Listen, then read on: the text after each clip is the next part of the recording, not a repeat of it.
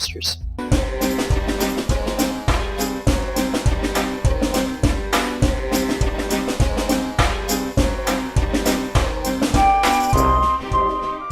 And welcome back to another episode of Asagao Academy No One Boots Club, the Satchbag route. I'm your host, Sensei Pong. So, we're eating lunch, and Mai and I are trying to think of who could have stolen the boots and why. And, you know, we originally thought maybe it was the Hidden Block guys, but, you know, they're too nice. They're friends with the Normal Boots guys, so it seems completely out of character for them once we actually kind of got to know a little bit of who they are as people. So it doesn't match up. So it's got to be somebody else. But now everything's been kind of interrupted with something that's going down in the center table with the Normal Boots guys. Shane and Satch have gotten into an argument, and I'm interested to see what it is. Shane and Satch seem to be having some sort of disagreement. I'm really hoping that Hana doesn't turn out to be like the Yoko Ono of the group and like break it up, because that'd be terrible. Now that's the worst ending right there. Normal Boots disbands. That's terrible. That'd make anybody feel like crap. I'm thinking to myself, if the worst ending is Hana being Yoko Ono, Satch is my John Lennon, who would Shane be? He's definitely no Ringo Starr. That's got to be more like the Continue guys. The Continue guys are just as a conglomerate Ringo Starr.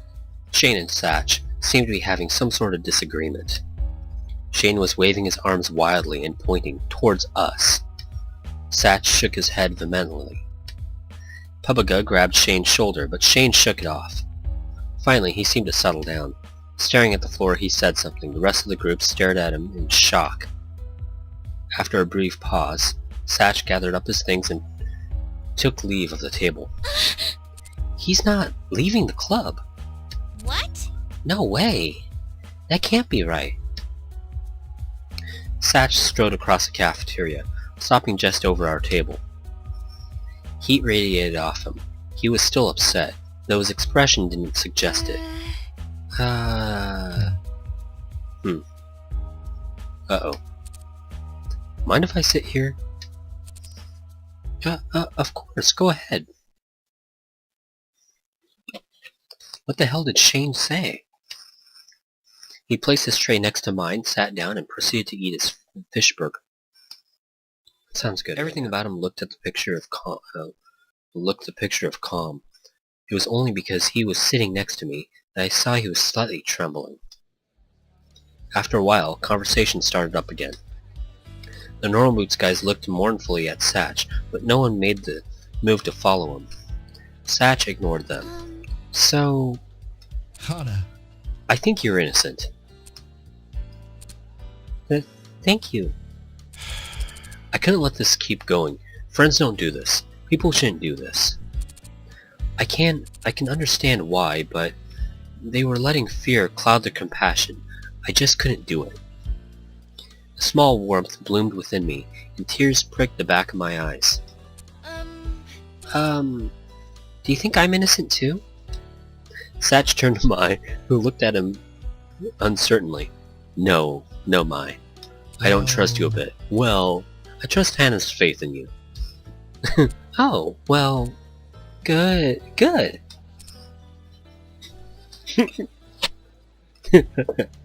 think. Let's talk about something happier let's talk about something happier. How about... The rest of lunch passed comparatively uneventfully. The Hidden Block guys each gave Satch a pat on the back on the way out, with the exception of Caddy, who shook his hand. The Normal Boots men continued to ignore Mai and me. Before we knew it, class ended and the day was over. That night, I lay on my bed, watching the anime about loony high school girls, when there was a knock on the door. Do you know who that is? No. Well, you get it. Rude. I pushed myself off my bed and opened the door. Hana. Hey, Hana. Hey. Satch, what are you doing here? He was beaming at me, hopping up and down like a kid at an amusement park. there's something I want to show you. Will you come with me? I'll be back later, okay? Mai only grunted in return. I choked it. Together, Satch and I crossed the Bluebell house. I've been working on this for a long time, at least a few years, but I think I finally made a breakthrough. I want to test it out, but things have been kind of tense lately, so I don't think I can ask Jared to do it. Yeah. Then I remembered I had you, and you said you wanted to help me out, so I finally figured out something you could do. He's a mad scientist, that's what it is. He was talking a mile a minute, and I barely registered what he was saying before we found ourselves in his room. It was just as Spartan as I anticipated, being a love child of Jared and Satch. Yeah, Jared is out right now. That's why I came so late. Where is he? He had to go into the city for some reason. He did not look happy about it. He went to his closet and pulled out a large, blanketed lump. Here it is. He removed the covering with a flourish. On the floor in front of me was some kind of machine, wires connected to a helmet with a visor and to an oddly shaped, almost square box. It was a Virtual Boy, and it burned my retinas. I'm really sad the Virtual Boy failed. I'm still sad about that. I still haven't gotten over it. Still haven't gotten over it. I knew it was doomed for failure. It was like back in elementary school, they were giving it out as like the grand prize of the jogathon, and the one kid that got it, everyone was jealous, and then he was like, yeah, and then he tried it, and the next day we're like, how is the Virtual Boy? How is the Virtual Boy? He's like, eh. And at that moment, it confirmed with me. I was like, yeah, this thing's failing. This thing's a bust. Told you Sega was better. Yeah, I was a Sega fanboy growing up, back in the 90s. Satch kneeled... blast processing. Satch kneeled next to me and started fiddling with a few things. See, I can test it myself, but it's a little harder because I'm the one who made it. I know it's supposed to work. I know how it's supposed to work. I have expectations. Really? Expectations? Yeah.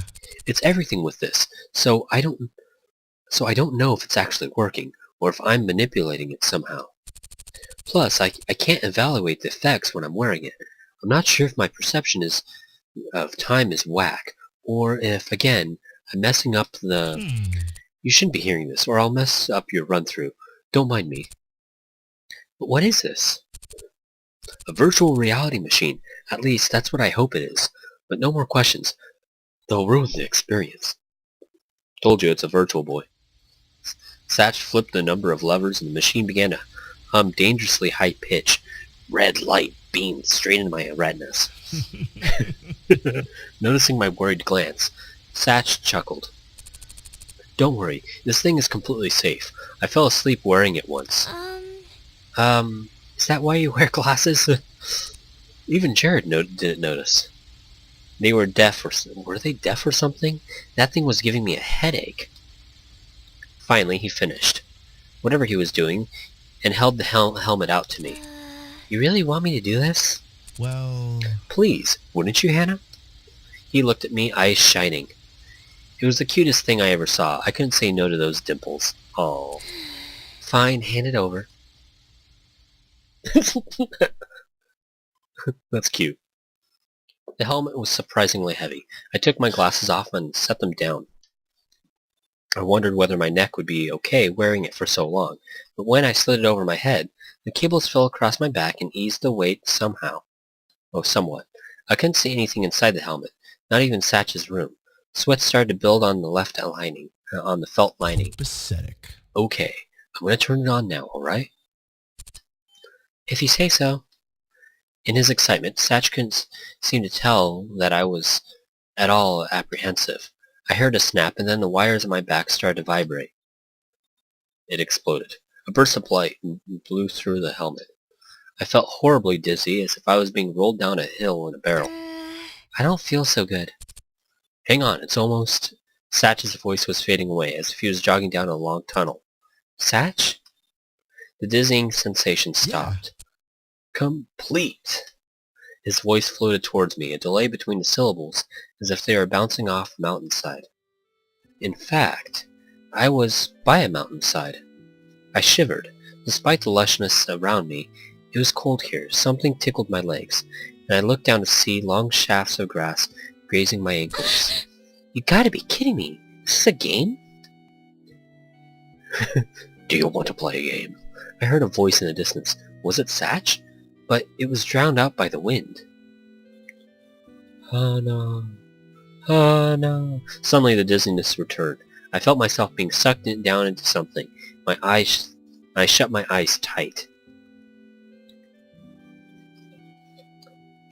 When the sensation stopped, I opened them. I was in a completely white room. To my right, there was a brown table.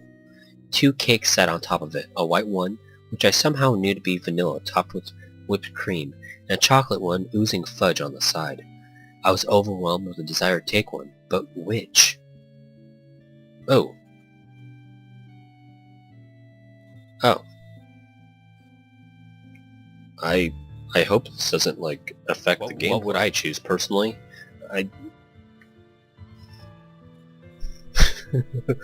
I'm quoting Film Cow. Chocolate and vanilla are inferior flavors. Neither are the right answer. The correct answer is butter pecan. I'd have to go with chocolate, I suppose. The cakes disappeared, and in their places appeared a moon and a star, shining light across the tabletop. The moon flickered through the different stages in its cycle, while the star changed shades from white to blue to purple, and back to white. Another choice? Oh, snap. So many choices. Man, I really hope this doesn't affect the ending. Moons or stars?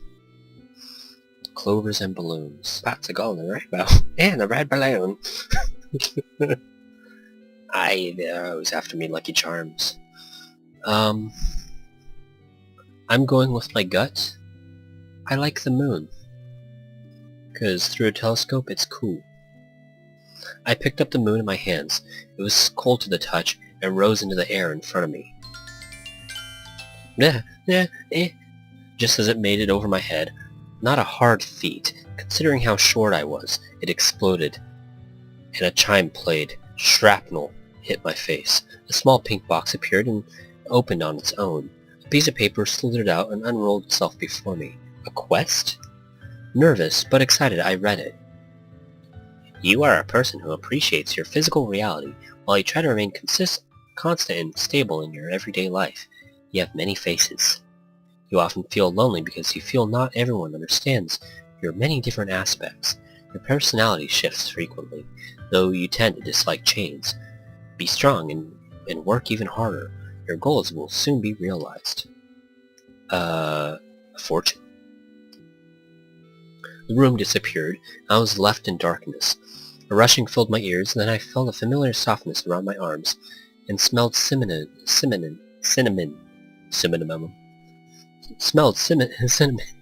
No, I can't pronounce it right. Smelled cinnamon in the air. I was back at Asagao. I pulled off the helmet and gasped for air. I felt like I was gone for days. It worked! It worked perfectly. I watched him dance around the room as I caught my breath. What? What? Thank you so much for your help, Hana. Now, come on. It's late. I'll walk you back to your room. What just happened? Well... It was a test scenario. I just had you run through it real quick, and it worked. I'm so happy. I still don't understand what he was talking about, but suddenly we were in front of my room. I had no idea how we got there, let alone how fast. Was I really alright? You might feel a little bit weird for a while, but it'll go away in a few minutes. I hope you're right. Now take the blue pill. If you don't feel right within the next 4 hours, consult your doctor immediately. Viagra jokes. I reached for the doorknob. The coolness of the metal against my palm seemed to pull my senses together until they almost clicked in my mind. I felt much better.